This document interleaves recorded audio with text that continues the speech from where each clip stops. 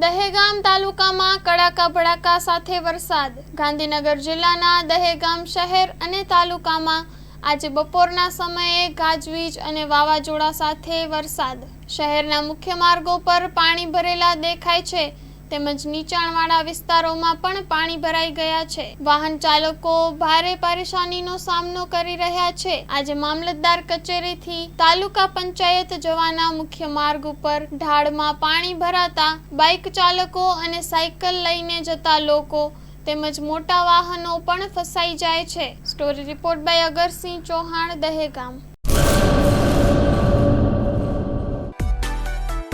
માં motor driving, safe and sure driving. Driving એ શોખ સાથે આપની મોટી જવાબદારી પણ છે। અમારા ઇન્સ્ટ્રક્ટર દ્વારા સચોટ અને સરળ માર્ગદર્શન। આપની રોજની તાલીમની માહિતી મેળવીને શું અધુરાશ છે એના ઉપર પૂરું ફોકસ કરાય છે।